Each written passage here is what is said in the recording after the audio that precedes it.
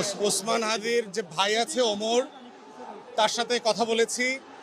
তারা আজকে যে ক্যাম্পেইন করতেছিল আপনার বিজয়নগরে, সেই সময় ক্যাম্পেইন চলা অবস্থায় তারা রিকশায় ছিল। এই সময় এসে মোটরসাইকেলে যে যারা গুলি করেছে তাদেরকে আইডেন্টিফাই পর্যন্ত করা হয়েছে। সিসিটিভি ফুটেজ এবং ক্যামেরা দেখে এখন পর্যন্ত আইডেন্টিফাই করা হয়েছে। আমরা আইনশৃঙ্খলা বাহিনীকে বলছি, অবিলম্বে চারপাশের সকল সিসিটিভি ফুটেজ আপনারা কালেক্ট করেন। বাংলাদেশে স্বাধীনতা সার্বভৌমত্বের আজাদির মুখপাত্র হচ্ছে হাদি, গণ অভ্যুত্থানের ভয়েস হচ্ছে হাদি। অতএব কোনোভাবে এই রাষ্ট্রকে দুর্বৃত্তপনার কাছে আমরা সারেন্ডার করতে দেব না। বাংলাদেশের এই আজাদির কম্প্রোমাইজ আমরা করতে দেব না।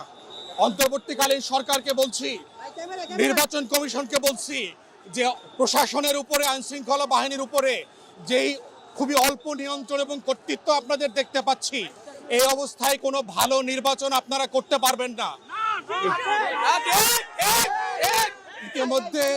ইতিমধ্যে আমরা দেখেছি যে এস আলম হাসিনা মিলে বাংলাদেশে যে অরাজকতার প্ল্যান করেছে, তারা বাংলাদেশের জাতীয়তাবাদী দিল্লির আধিপত্যবাদের বিরুদ্ধে যারা কথা বলছে তাদেরকে তারা অ্যাসাসিন করবে, টার্গেট কিলিং করবে, সেই পরিকল্পনা করছে।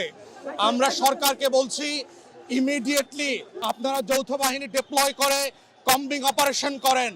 বাংলাদেশের কয়েক হাজার রাজনৈতিক গুন্ডা পান্ডাকে ইমিডিয়েটলি গ্রেফতার করা জরুরি হয়ে গেছে, যারা বিভিন্ন রাজনৈতিক দলের ব্যানারে বসে বাংলাদেশে একটা অস্থিরতা, অরাজকতা এবং নির্বাচন ভণ্ডুল করবার চেষ্টা করছে। এই জায়গাগুলোতে ডিপ স্টেটের একটা সম্পর্ক আছে, দিল্লির আধিপত্যবাদ জড়িত আছে।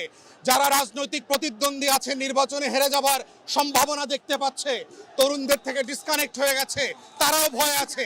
এই সব শক্তিগুলোকে নিয়ে নতুন করে প্রতিবাদের আওয়াজ তুলতে হবে এবং আমরা এই বিচার, এই প্রতিবাদ কন্টিনিউ হবে।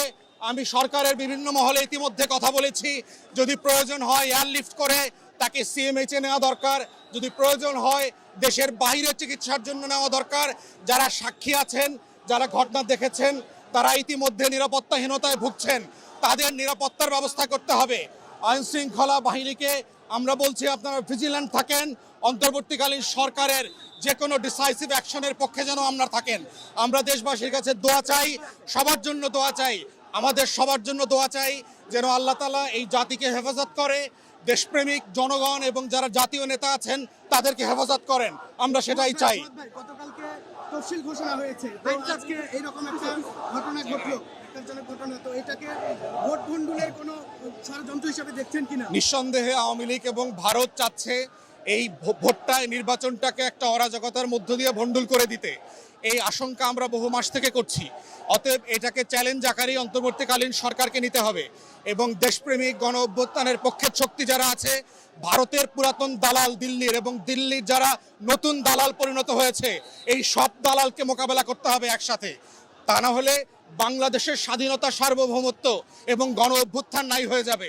সেই জন্য আমরা দেশবাসীকে অনুরোধ করছি, ভিজিল্যান্ট থাকেন, রাস্তায় আপনার স্বাধীনতা লাল সবুজের পতাকা পাহারা দিতে থাকেন।